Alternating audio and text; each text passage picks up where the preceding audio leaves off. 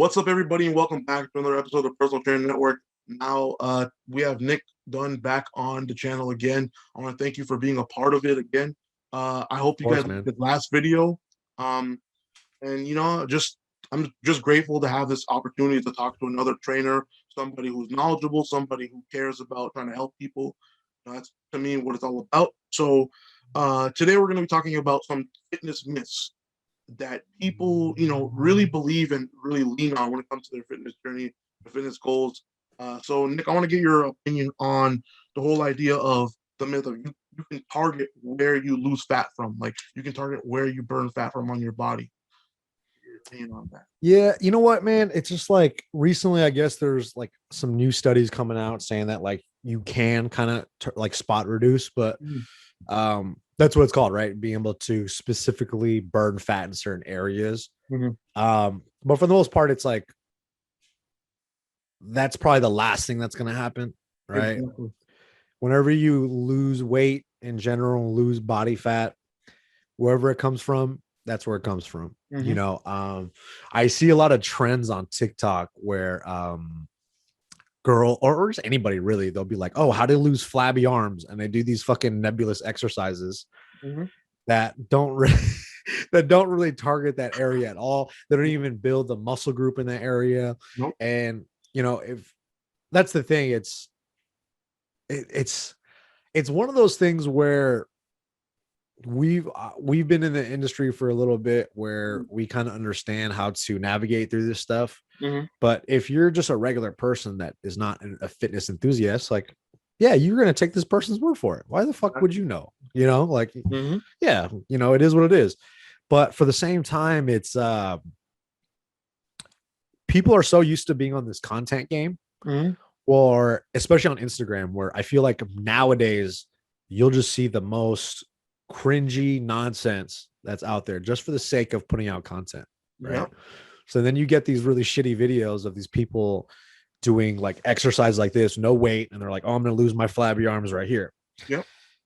And people don't understand that if you were to just build the muscle groups around that area, you could have a better shot of getting that toned look that you're looking for. Or if you were to go on like a small little short diet and making sure that you're maximizing your fat burn and you're maximizing your fat loss through certain principles, you'll get these results. It just will take a little time. And where you lose weight and body fat from is where you lose weight and body fat from. And I feel like people are so worried about, oh, I want to have less flabbier arms, or I don't want to have love handles.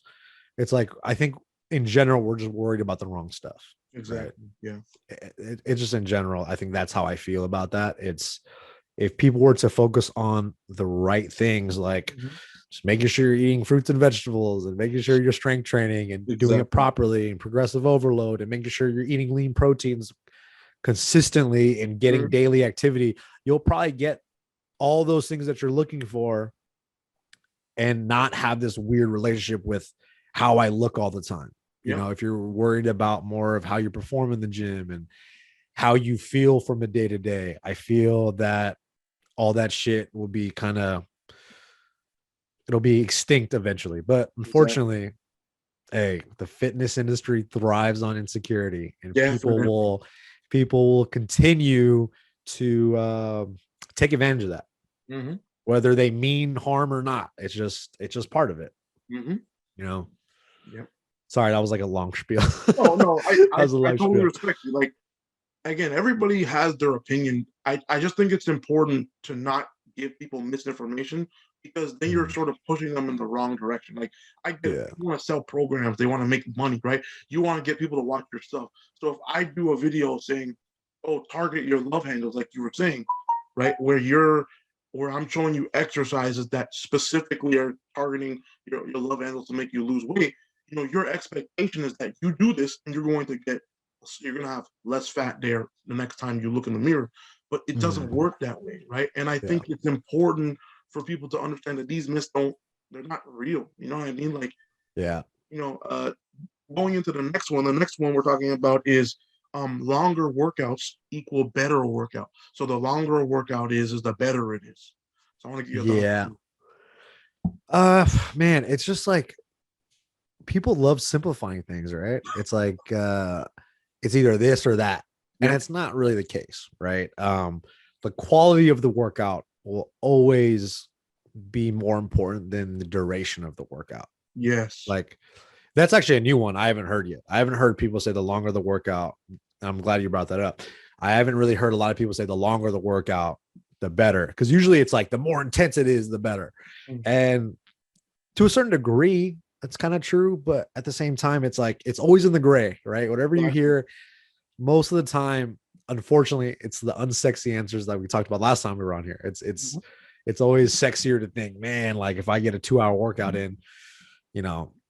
But for me, I take long workouts. I like to fuck around in between my sets. I like to hang on I'll go work out with buddies and we'll take a little longer.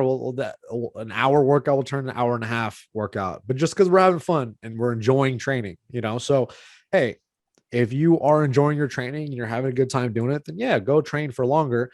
But you have to understand that there's certain consequences when you train and you sustain a really long workout. You know, you have to be able to, your performance might not be as good.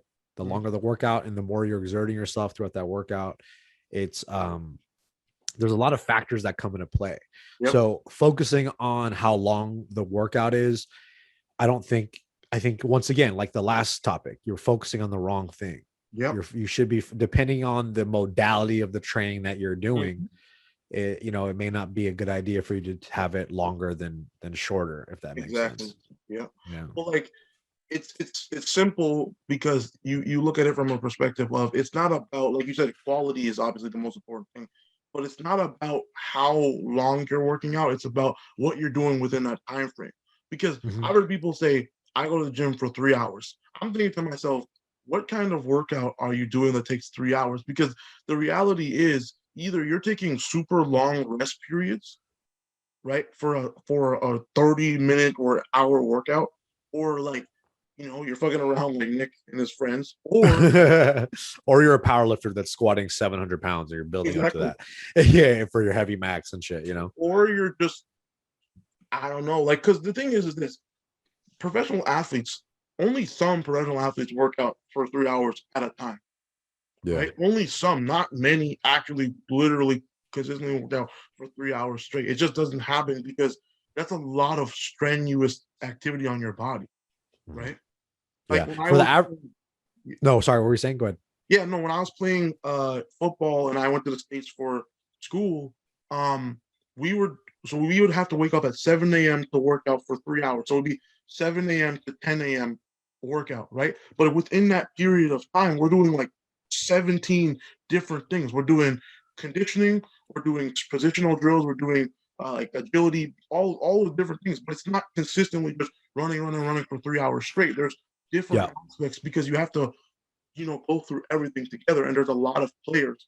So, it's easy to sort of get lost in the time. And I was doing 2 a day, so I was doing 3 hours and then 2 hours later on in the day. So like that was exhausting for me. Most people don't do that. You know what I mean? So when I hear people doing 3 hours, I'm like, I don't know what the fuck you're doing. I just don't. Yeah, like for most people, right? Your workout shouldn't be longer than 2 hours. Like that's crazy. Yeah. If you're working on specific skill-based stuff and it's pretty low intensity, then yeah, your workout could be up to 2 hours. But dude, who wants to work out for 2 hours? Exactly. I love working out. You love working out, but you don't want to be in the gym for 2 hours every day,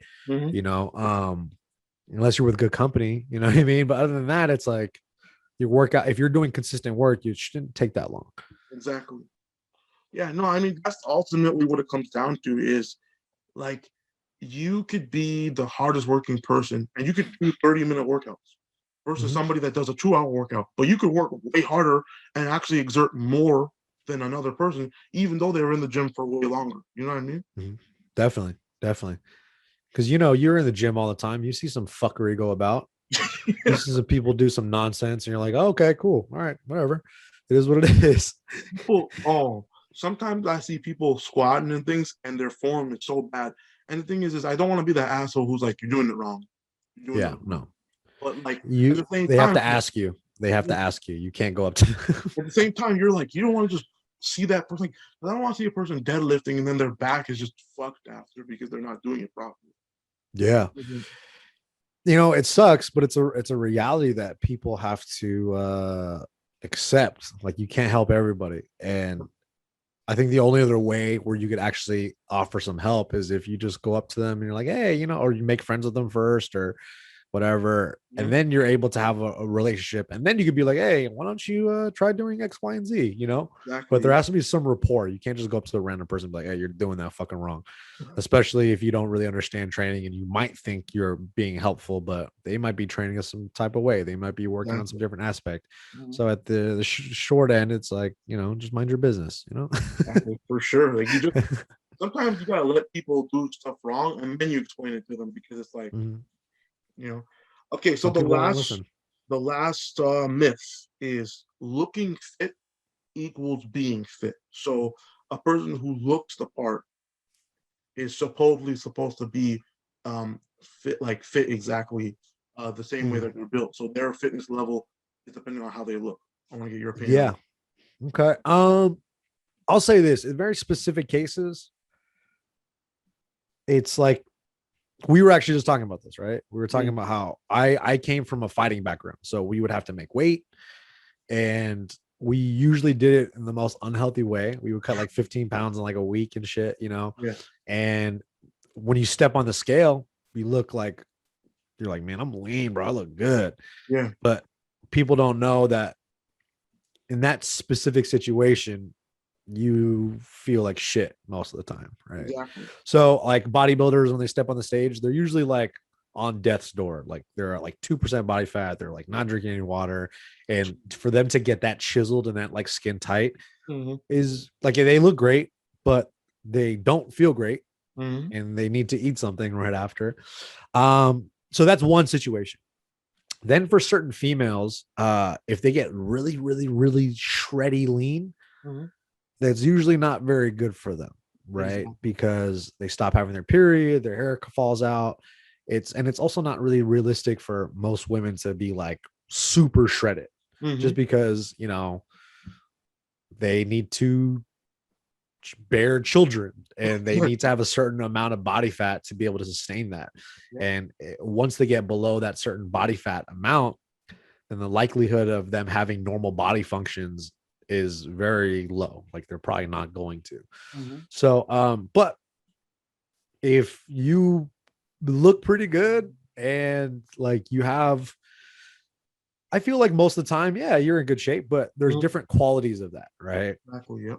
Like, strength is one, cardiovascular shape, high, it's there's all these other factors that come into play with somebody looking a certain way, right? Exactly. Some guys are really, I've seen some guys that are just, they look like freaks. They look like they're shredded all the time, but they end up not being that strong. And that's fine. That's totally fine.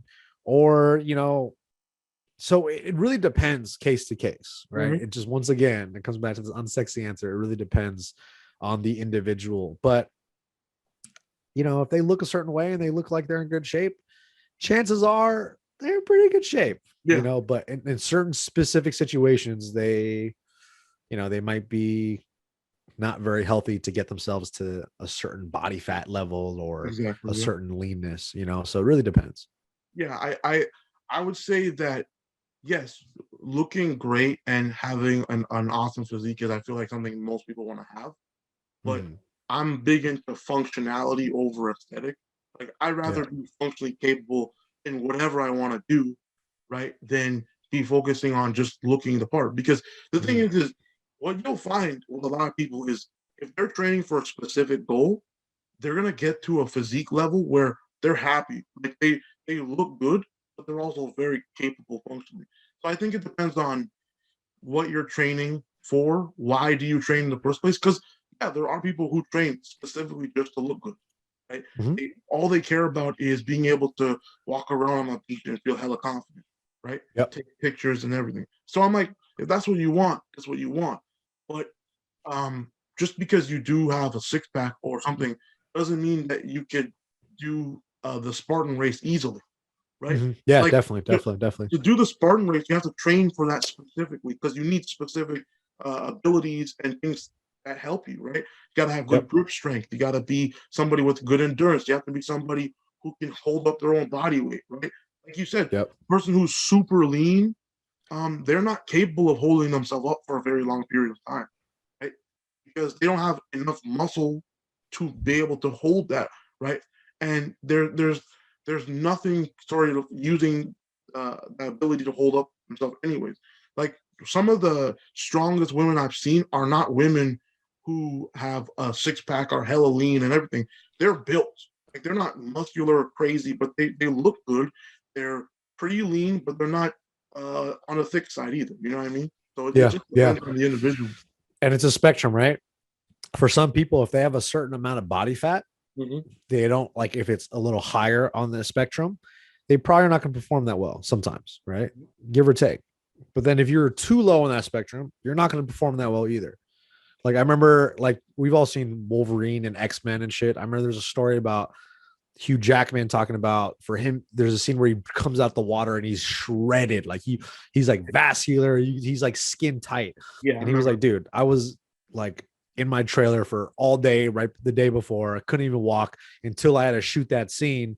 And then I was back in bed sleeping and just feeling like dog shit, you know? So it really depends. If you are trying to get really, really lean, typically it's not like sub 10% most of the time. Your performance isn't going to be as good as if you are maybe a little bit higher, but it's always going to be different. It's always going to be based on the individual. But generally speaking, if you're like super shredded, super lean, you're going to feel like dog shit probably most of the time. Yeah.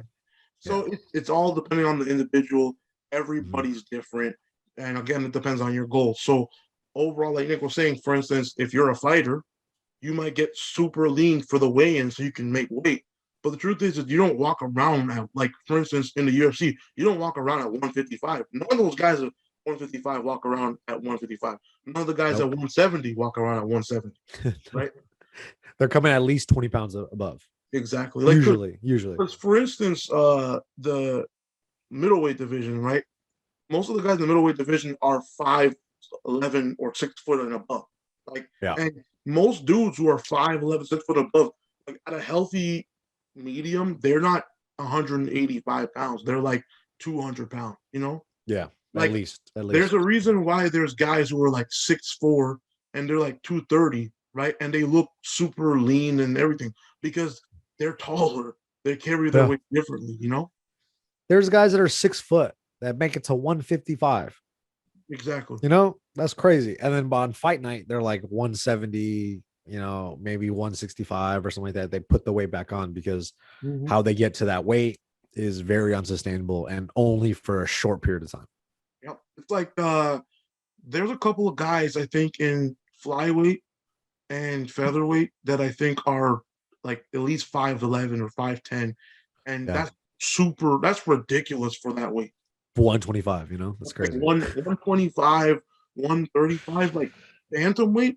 I don't know anybody that's 5'7" and above who's 135 pounds.